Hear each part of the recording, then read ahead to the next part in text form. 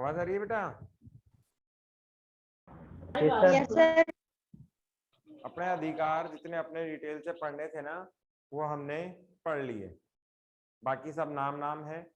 संवैधानिक उपचारों का अधिकार अपने सिलेबस में यहाँ डिटेल से है नहीं, है ना। जो भी रिटे वगैरह है वो बाद में अपन देखेंगे। और आज का कोई क्वेश्चन हो? नहीं सर। हाँ बताओ।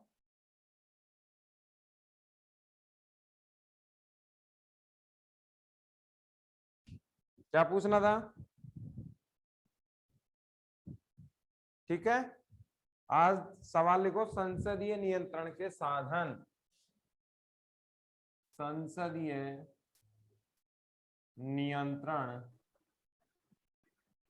के साधन।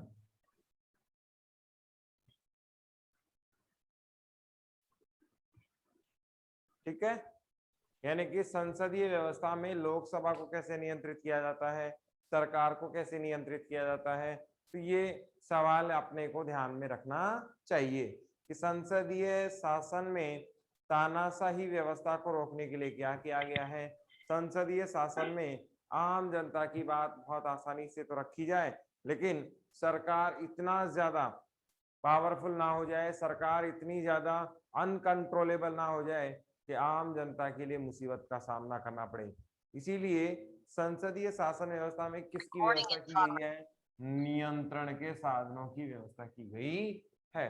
और इस नियंत्रण के साधनों से सारा सिस्टम बना रहता है और सब बढ़िया तरीके से काम होता रहता है। देखो इसमें पहला साधन है बहस। इसको क्या कह सकते हैं? वाद विवाद भी कह सकते हैं। आप मेरे साथ नोट डाउन करते जाएं बिंदु, फिर मैं इनको एक्सप्लेन कर देता हूं। ठीक है, बहस क्या है?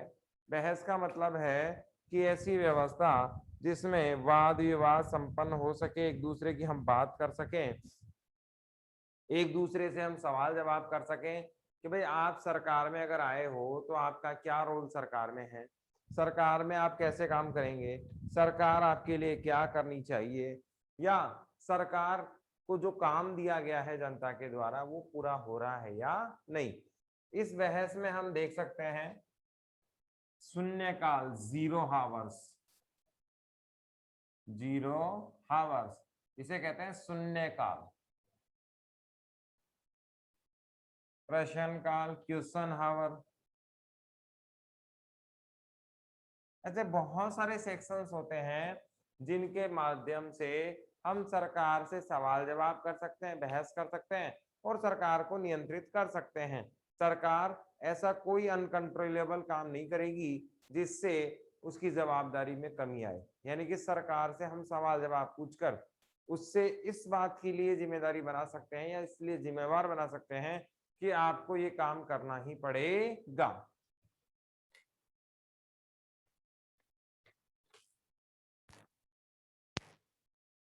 या यूं कहा जा सकता है कि आपको ये काम करना ही होगा। इससे फायदा क्या है? देखो एक सवाल तो ये लिख लो फ्री वाली जगह पर, शून्यकाल भारतीयों की देन है। शून्यकाल भारतीयों की देन है,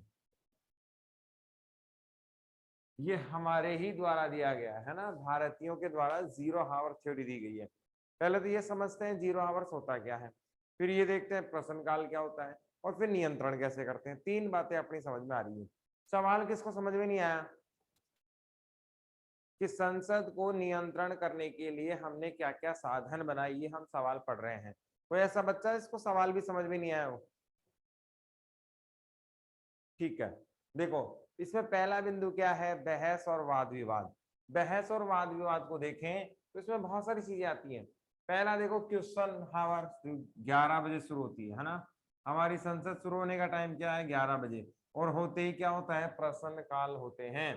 प्रश्न काल भी बहुत सारे, अपने किसी काम का नहीं है कितने क्वेश्चन होते हैं, कितने प्रकार से होते हैं, उसमें नहीं जाना अपने को। अपने को तो बस इतना ध्यान रखना है कि 11 बजे के आसपास प्रश्न काल होता है और ये शुरुआती संसद का हिस्सा होता है। क्वेश्चन हावर में अपने को दो ही ध्यान रखने हैं। क्वेश्चन हावर में दो प्रकार के क्वेश्चन, एक तो वो जो लिखित होते हैं और एक वो जो मौखिक होते हैं, है ना। क्वेश्चन अपने कितने प्रकार के होते हैं? 2 प्रकार के होते तो और भी हैं, लेकिन अपने को ध्यान नहीं रखना, अपने को 2 ही ध्यान रखने हैं, एक तो मौखिक और एक लिखित। ऐसे सवाल जो किसी तथ्य आधारित हैं या किसी मंत्री को डिटेल में जवाब देने हैं, उनके लिए टाइम लिया जाता है, क्योंकि इतना बड़ा डिटेल आंसर कोई एक व्यक्ति एक दिन में नहीं दे सकता। आपने सवाल किया तो उसका जवाब डिटेल से आएगा, है कि नहीं है। जैसे आपने पूछ लिया कि राफेल हवाई जहाज आ रहा है, कौन सा हवाई जहाज?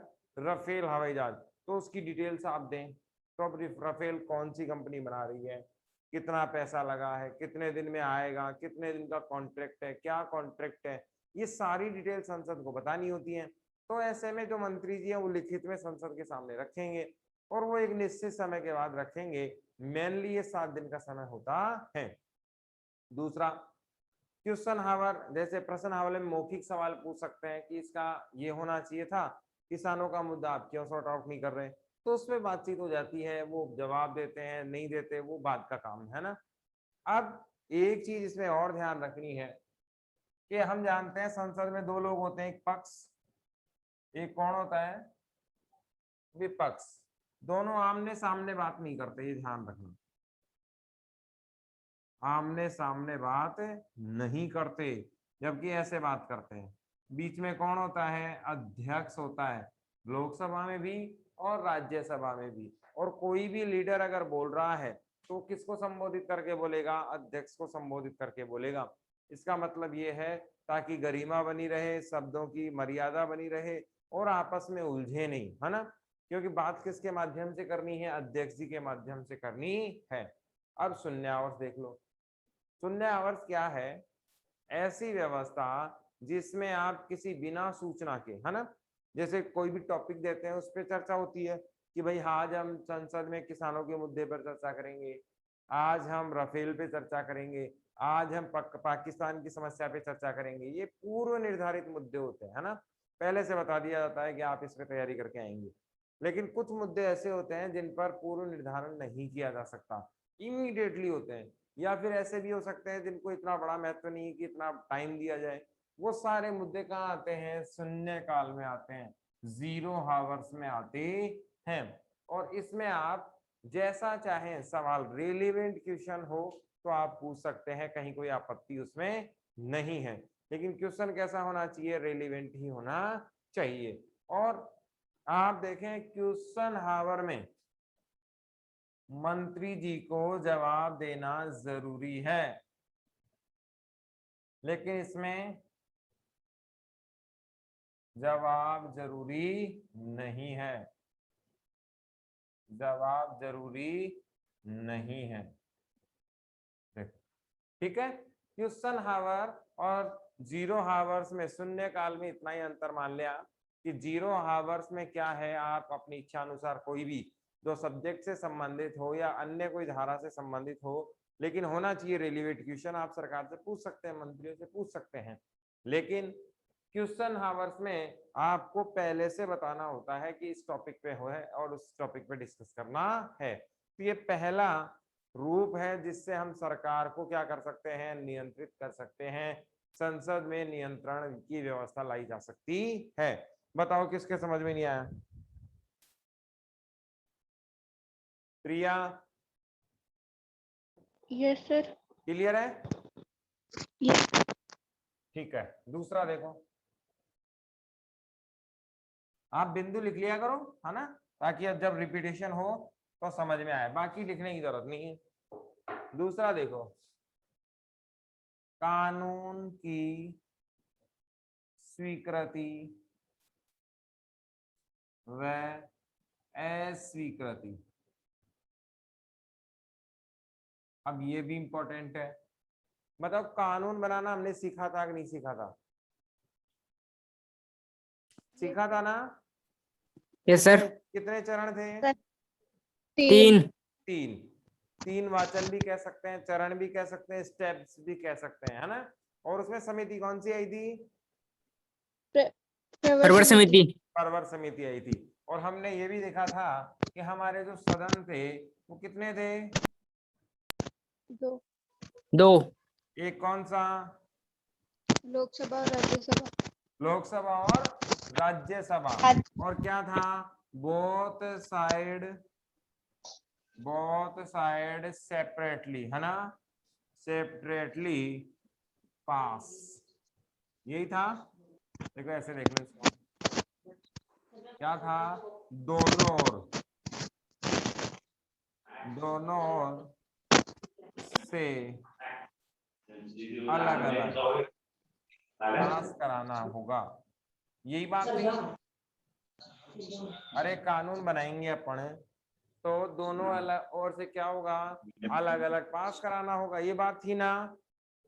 तो आप बताओ, अगर यस सर। आप कोई गलत कानून बना रहे हो, इनरिलेवेंट कानून बना रहे हो, सिस्टम के विरुद्ध कानून बना रहे हो, तो ऐसी स्थिति में राज्यसभा में पास करवा दिया तो लोकसभा में पास होगा क्या? नहीं, क्योंकि इनको पता लग गया कि ये क्या है, गलत है। ऐसी स्थिति में बताओ, रोक सकते हो नहीं रोक सकते आप? रोक सकते हैं। रोक सकते हो, तो क्या जाएगा, नियंत्रण है या नहीं आपका? Yes sir. बात समझ में आ रही है? ये दो बिंदु क्या हो गए, क्लियर हो गए। इसका मतलब ये हुआ कि हम कानून के माध्यम से, कानून बनाने की जो प्रक्रिया है, इसमें जो आजादी दी गई है वो भी सिस्टेमेटिक दी गई है, ऐसे नहीं है कि अनलिमिटेड है। और आप जब चाहें, जिस स्तर पर चाहें, संसद में सरकार को रोक सकते हैं, कार्यपालिका पर नियंत्रण कर सकते हैं। और संसदीय शासन में ये साधन है किसका, नियंत्रण का। अब देखो, शासन में सबसे ज्यादा जरूरी क्या होता है, वित्त, है कि नहीं? अरे सबसे ज्यादा जरूरी क्या है, वित्तीय शक्ति। चाहे आप कितनी भी बातें कर लो, कितने भी प्लान बना लो, कितनी भी योजनाएं ले आओ, लेकिन अगर आपके पास पैसा नहीं है तो आप कुछ भी नहीं कर सकते, ये हम जानते हैं। ऐसी स्थिति में सबसे ज्यादा जरूरी क्या हो जाता है कि वित्त पर नियंत्रण होना चाहिए। जैसे मान लो भ्रष्टाचार के आरोप लगे, है ना, अभी कल भी मुद्दा उठ रहा था कि राहुल गांधी जी की फोन टेपिंग हो गई, है ना, सरकार भी गिर गई है इसमें, फोन टेप के मामले में। चिटफंड, शारदा चिटफंड घोटाला देखो, 2G स्पेक्ट्रम घोटाला देखो, दुनिया भर के घोटाले हमारे यहाँ होते हैं। लेकिन क्या इनको कंट्रोल करने की शक्ति है क्या? बिल्कुल है, संसद के पास इनकी कंट्रोल करने की शक्ति है। उसके बाद भी शॉर्टकट निकल जाते हैं। हमें बस इतना सा ध्यान रखना है कि कोई भी शासक, कोई भी प्रधानमंत्री अनकंट्रोलेबल फाइनेंशियली पावर डेवलप नहीं कर सकता, यानी कि असीमित वित्तीय शक्ति नहीं रख सकता। उसके नियंत्रण का प्रावधान किया गया है, और ये साधन कौन सा है, नियंत्रण का साधन है। देखो, हम जानते हैं किसी भी वित्त से संबंधित अगर कोई मामला आता है, ध्यान से देखना, सवाल लिख लो, वित्त या धन विधेयक, है ना, अपने को ज्यादा नहीं जोड़ना इसमें, है ना, वित्त या धन विधेयक पर टिप्पणी लिखो, बस इतना सा ध्यान रखना है ना। देखो, वित्त से संबंधित कोई भी कानून, कोई भी विधेयक, काम की चीज है, केवल लोकसभा में ही लाया जाएगा, केवल लोकसभा में ही पहले लाया जाएगा, पहले लाया जाएगा। अब देखो, अभी तक की कहानी क्या थी कि कोई भी विधेयक बनाते, कोई भी विधेयक कानून बन जाता है किसके हस्ताक्षर से, राष्ट्रपति के। राष्ट्रपति के हस्ताक्षर से। सदन कितने थे, दो। दो सदन है ना, तो दोनों सदनों में कानून बनाने के लिए हम कहाँ ला सकते हैं कोई भी विधेयक, संसदीय किसी भी सदन में, किसी भी सदन, किसी भी सदन में ला सकते हैं, ठीक है ना। हाँ, चाहे लोकसभा में ले आओ, चाहे राज्यसभा में, कोई पाबंदी है क्या? नहीं। बस यहाँ विशेष तौर पे ध्यान देना है। अरे भाई, ये माइक किसी का परेशान कर रहा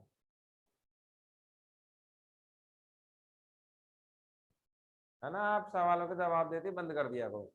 देखो बेटा, यहाँ पर एक बात आपको ध्यान रखनी है, क्या, जब हम कानून बनाते हैं तो सिस्टम ये अप्लाई करता है, फॉलो करता है, परमिशन देता है कि आप लोकसभा, राज्यसभा में किसी भी सदन में क्या ला सकते हैं, विधेयक ला सकते हैं और उसको कानून की इम्प्लीमेंटेशन में डाल सकते हैं। लेकिन धन विधेयक ऐसा विधेयक है ना, वित्त विधेयक ऐसा विधेयक है जो केवल और केवल कहाँ लाया जाता है, पहले लोकसभा में ही लाया जाता है, कभी भी राज्यसभा में पहले नहीं लाया जाएगा। अब ये याद रखने लायक बात है, ठीक है ना। तो फ्री वाली जगह पे लिखो कि धन विधेयक सदैव पहले लोकसभा में ही लाया जाएगा। धन विधेयक सदैव पहले लोकसभा में ही लाया जाएगा, ये कंपलसरी बात है, याद रखनी है ना। अब देखो यहां से अगर ये पास हुआ, पास तो होना ही होना है, फेल होने के चांसेस ही नहीं है क्योंकि पूर्व स्वीकृति होती है। एक चीज और लिख लो इसमें, देखो राष्ट्रपति जी की इस विधेयक पर पूर्व स्वीकृति भी होती है, पूर्व स्वीकृति भी होती है। इसका मतलब ये हुआ कि अगर ये लोकसभा में पास हो गया, क्या अगर ये लोकसभा में पास हो गया तो ये पास होना ही होना है, कोई भी नहीं रोकने वाला इसको। समझ रहे हो मेरी बात। देखो पूर्व स्वीकृति का मतलब कि जब भी ये बिल लाया जाता है तो राष्ट्रपति ऑटोमेटिकली परमिशन देता है, तभी ये मामला आगे बढ़ता है। इसका मतलब ये हुआ कि राष्ट्रपति के साइन से तो मामला अटकेगा नहीं। लोकसभा में अगर पास हो गया तो राज्यसभा के पास कोई दिक्कत नहीं है। क्यों नहीं है? क्योंकि लोकसभा धन विधेयक के मामले में राज्यसभा कमजोर सदन है। क्या है? कमजोर सदन है और उसके पास कंट्रोल कम दिया गया है या नहीं दिया गया है, आप ये भी कर सकते हो। तो देखो वित्तीय शक्तियों के मामले में देखें, वित्त से संबंधित कोई भी विधेयक अगर लाया जाएगा तो पूर्व में किसकी परमिशन होगी? राष्ट्रपति जी की परमिशन होगी। लोकसभा जो सदन है हमारा, निम्न सदन, अस्थायी सदन, उसको ज्यादा शक्तियां दी गई हैं क्योंकि ये जनप्रतिनिधियों का सदन है और वित्त से संबंधित मामले इसमें क्या होते हैं? ज्यादा। यहां से अगर पास हो गया, कहां से? लोकसभा से, तो मामला कहां जाएगा? राज्यसभा में।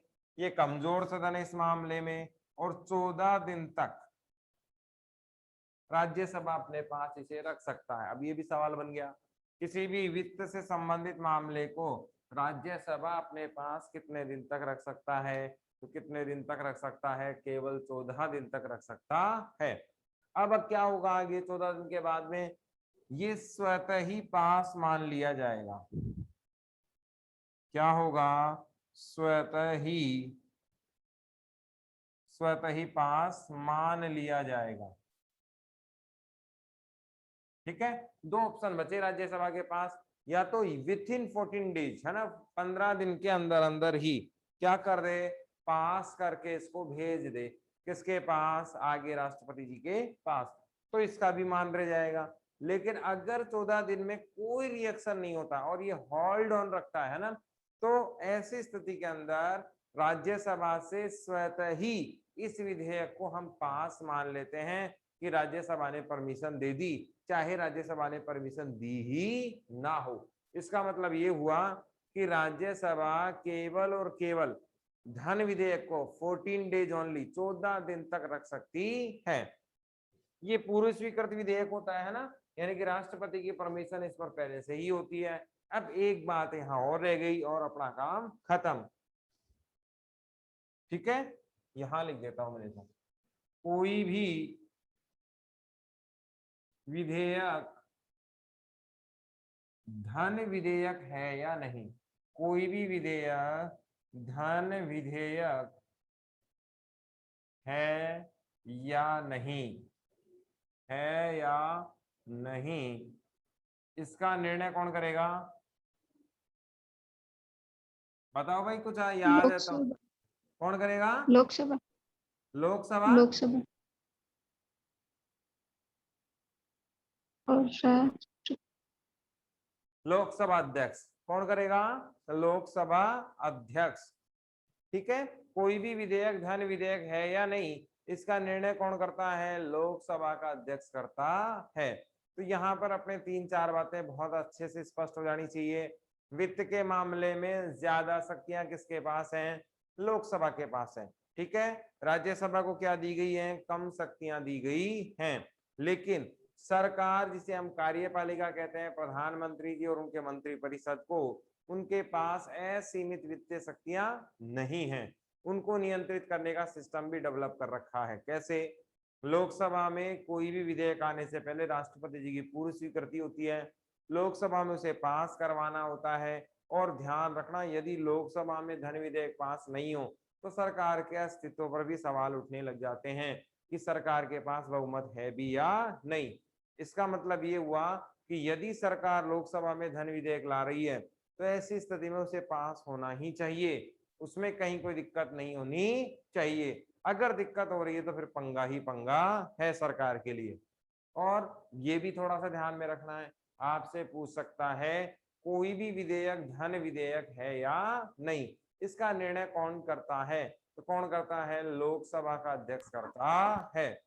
बताओ बेटा क्या दिक्कत है? अब इतना नहीं डीपली पढ़ना अपने को, आपके सिलेबस में है भी नहीं कि 109 में इसकी प्रक्रिया है, 110 में ये धन विधेयक का सिस्टम है ना, अपने को इतना डिटेल में अपनी किताब में दे भी नहीं रखा, और फिर आगे आएगा तो मैं आपको बता दूंगा। बाकी नॉलेज के लिए मैंने बता ही दिया, 109 में क्या है प्रक्रिया और 110 में क्या है धन विधेयक है। बताओ यहाँ तक क्या दिक्कत आई? सर राज्यसभा के पास कम शक्ति क्यों है? धन विधेयक में ही है केवल। देखो इसलिए है क्योंकि सरकार का मूल कार्य क्या है? काम करना है कि नहीं है? और क्या राज्यसभा को आपने चुना? क्या नहीं, हमने केवल सर। किसको चुना? लोकसभा को। ऐसी स्थिति में जनता के सीधे नियंत्रण में पैसे का मामला होना चाहिए। ये बात हमें समझ में आती है, संविधान निर्माताओं को भी समझ में आ रही थी कि सीधा सिस्टम क्या होता है कि आम जनता के हाथ में जनता का पैसा होना चाहिए, आपका टैक्स का पैसा आपके हाथ में होना चाहिए, और आपका सदन कौन सा है? लोकसभा है। ये बात हम जानते हैं, इसीलिए राज्यसभा को कमजोर बनाया गया, लोकसभा को ज्यादा पावरफुल। और हम जानते हैं मंत्री परिषद और प्रधानमंत्री जी अक्सर, ऐसा नहीं कि हमेशा होता है, इंदिरा गांधी जी है ना, पीवी नरसिम्हा राव, ये आई के गुजराल, ये कहाँ से थे? राज्यसभा से थे। ऐसा नहीं है कि हमेशा लोकसभा से प्रधानमंत्री आते हैं, लेकिन मोस्टली जो कार्यपालिका होती है वो कहाँ से होती है? अपने लोकसभा से ही होती है। इसीलिए ज्यादा पावरफुल धन के मामले में किसे बनाया गया है? लोकसभा को बनाया गया है। बताओ और बताओ, और क्या पूछना है बेटा? ठीक है, तीसरा चौथा बिंदु देखो। देखो ये समझने के लिए दिमाग पर जोर डालना पड़ेगा। एक ही लाइन का सवाल है, ज्यादा बड़ा नहीं है ना, एक ही लाइन का बिंदु है अगला जो आ रहा है वो, लेकिन है बड़ा काम का, कॉम्प्लिकेटेड है ना। थोड़ा सा दिमाग पे जोर डालोगे तो ही समझ में आएगा, नहीं तो नहीं आएगा। इसलिए अलर्ट होके सीखना ये, ठीक है बेटा? क्या करना है? अलर्ट होके देखना इसको। अगला है नियंत्रण का साधन, अविश्वास प्रस्ताव। देखो क्या होता है, एक तरफ तो सरकार,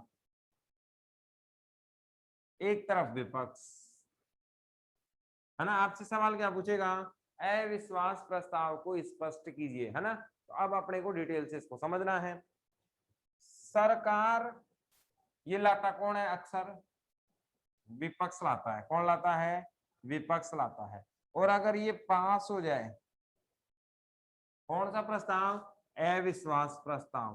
कौन लाता है? विपक्ष लाता है। और अगर ये क्या हो जाए? पास, तो सरकार गिर जाएगी। क्या हो जाएगी?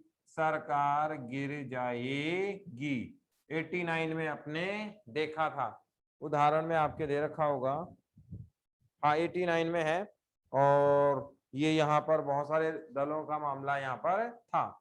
देखो और देखो इसमें, अगर ये क्या हो जाए? फेल, तो सरकार बनी रहेगी, बनी रहेगी। ठीक है, अब देखो सरकार कौन सा प्रस्ताव लाती है, ये भी अपने को थोड़ा सा ध्यान में रखना है। ये आपकी किताब में तो नहीं है, विश्वास प्रस्ताव लाती है। क्या लाती है? विश्वास प्रस्ताव लाती है। कौन? गवर्नमेंट। और ये एक प्रकार का शक्ति प्रदर्शन होता है, अगर सरकार पर सवाल उठ रहे हों तो सरकार क्या लाती है, विश्वास प्रस्ताव लाती है। अगर ये क्या हो जाए, फेल, क्या हो जाए, फेल, तो सरकार गिर जाएगी। अगर ये क्या हो जाए, पास, तो सरकार बनी रहेगी। बैठा मामला, समझ में आया क्या बेटा? यस यस देखो, सर। नहीं बैठा। अविश्वास प्रस्ताव क्या होता है ये तो समझ में आया कि सरकार के पास बहुमत नहीं है। ये बात कौन कह रहा है, विपक्ष कह रहा है। इसीलिए सरकार को बहुमत पेश करना चाहिए, कहां, सदन में पेश करना चाहिए, और उसे साबित करना चाहिए कि वो सरकार हमें है भी या नहीं, उनके पास इतने लोग है भी या नहीं, ये बात सरकार को साबित करनी चाहिए। इसीलिए विपक्ष क्या लेके आता है, अविश्वास प्रस्ताव लेकर आता है। अब अविश्वास प्रस्ताव हमेशा कौन लेकर आता है, विपक्ष लेकर आता है, ये फिक्स है। अविश्वास प्रस्ताव, अब यहाँ पर अपने को समझना है, अगर ये क्या हो जाता है, पास, तो सरकार गिर जाएगी, क्योंकि लाया कौन था, विपक्ष, किसको गिराने के लिए, सरकार को गिराने के लिए। और अगर पास हो गया तो सरकार गिर गई। बताओ क्या दिक्कत है इसमें। अविश्वास प्रस्ताव आया क्यों था, क्योंकि सरकार पे सवाल उठ रहे थे कि भाई आपके पास इतने लोग होने चाहिए, उतने लोग नहीं है, इसीलिए तो आया था। लेके कौन आया, विपक्ष, तो सरकार को गिराएगा। विपक्ष तो है ना सरकार का विरोधी होता है हमेशा। अगर ये पास होता है, अगर ये क्या हो गया, पास, तो सरकार का गिरना निश्चित है। अगर ये फेल हो गया तो सरकार बच जाएगी। बताओ क्या दिक्कत है इसमें। सर सरकार गिरने के बाद क्या प्रोसेस होती है? क्या सरकार गिरने के बाद क्या प्रोसेस होती है? बेटा वो तो बहुत मामला है, आगे पहुंच गए, है कि नहीं है। क्या प्रोसेस होगी, क्या होगा, सरकार का चुनाव, वो तो अपने सिलेबस में ही नहीं है ना, कुछ भी नहीं है। सरकार गिर गई तो चुनाव के लिए वापस हो जाएगा मामला, और कहाँ दिक्कत है इसमें बताओ। जैसे मान लो अभी गहलोत साहब की सरकार गिर जाए आज की तारीख में, तो या तो गठबंधन से दोबारा सरकार बनेगी, दूसरा कोई मुख्यमंत्री बन जाए जोड़ तोड़ के, या फिर चुनाव होने हैं। दोनों में से एक काम होना ही होना है। बताओ क्या दिक्कत है इसमें। समझ रहे हो मेरी बात, कि या तो क्या यस होंगे, सर। चुनाव होंगे, या फिर गठजोड़ से कोई मंत्री बन जाए। लंबा प्रोसेस है, अपने सिलेबस में भी नहीं है ना। देखो यहां तक कोई दिक्कत आई क्या विपक्ष वाले में। अब इधर देखो, नो सर। ये मैंने आपको नो सर। एडिशनल बता दिया, इसीलिए आपको परेशानी हो रही है। आपकी किताब में यहाँ तक ही है, इधर वाला ही है ना। मैंने आगे ये भी बता दिया, बस इसीलिए कंफ्यूजन हो रही है। इसको अलग करो, इसको लाओ मत इधर। अब देखो कई बार ऐसा होता है कि सरकार भी ताकत दिखाना चाहती है। जैसे अभी इमरान खान है ना, अपने पड़ोसी, वही आतंकवाद के गढ़ है ना, पाकिस्तान वाले। वहां हुआ क्या, इमरान खान पर सवाल उठ रहे थे कि भाई सरकार गिरेगी, मीडिया भी सवाल उठा रहा था, बहुत सारे मुद्दे उठ रहे थे। तो वहां पर इन्होंने क्या किया, इमरान खान ने खुद ही क्या लाए, विपक्ष में दबाव बनाने के लिए, सदन में अपनी ताकत दिखाने के लिए विश्वास प्रस्ताव लाए कि भाई हमारे पास इतने लोग हैं और हम कहीं नहीं जाने वाले हैं। और विश्वास प्रस्ताव क्या हो जाए, यदि फेल, तो सरकार गिर जाएगी, क्योंकि सरकार क्या साबित करने वाली थी कि हम सही हैं, और वो क्या हो जाए फिर, फेल, तो सरकार गिरनी गिरनी है। और विश्वास प्रस्ताव यदि पास हो जाएगा तो सरकार बनी रहेगी, है कि नहीं है। सरकार अपनी बात सही साबित कब करेगी, जब पास हो जाएगा। फेल हो गया तो सरकार गिर जाएगी, है कि नहीं है। विपक्ष क्या हो जाएंगे, सही हो जाएंगे, सफल हो जाएंगे, तो सरकार गिराने के लिए काम कर रहे हैं। ऐसे समझो, सरकार हमेशा विपक्ष के विरुद्ध होती है, विपक्ष हमेशा सरकार के विरुद्ध होता है। अब विपक्ष कोई प्रस्ताव लाएगा तो सरकार को गिराने के लिए लाएगा, और अगर सरकार प्रस्ताव लाएगी तो विपक्ष का मुंह बंद कराने के लिए लाएगी। यही सिस्टम होता है ना हमारे। इतनी बात समझ यस में आ रही सर। है। Yes sir. विपक्ष हमेशा किसको गिराने के लिए आता है, सरकार को गिराने के सरकार लिए को। आता है। और सरकार किसका मुंह बंद कराएगी, हमेशा विपक्ष का, और हमेशा सरकार में बना रहना चाहती है। ये दो बातें तो अपने समझ में आ गई। सरकार जब भी प्रस्ताव लाएगी तो वो सरकार को बचाने के लिए लाएगी। किसको लाएगी बचाने के लिए, सरकार को बचाने के लिए लाएगी। विपक्ष जब भी प्रस्ताव लाएगा किसको गिराने के लिए लाएगा, सरकार को गिराने के सरकार लिए को। लाएगा। बस इतना ही काम अपना है। अब इसमें एक चीज सर और, सर भारत में भी गिरी है क्या, क्या सरकार गिरी है क्या भारत में? समझ नहीं पा रहा हूँ मैं क्या कह रहा हूँ। मैं भी सरकार गिर चुकी क्या अभी तक? खूब सारे उदाहरण हैं, ठीक है ना। खूब सारे उदाहरण हैं। कर्नाटक का ले लो, महाराष्ट्र का ले लो, केंद्र का ले लो 89 में, अटल जी का ले लो 96 में। दुनिया भर के उदाहरण है। अटल जी की एक सरकार, एक वोट के लिए सरकार गिर गई थी, है ना।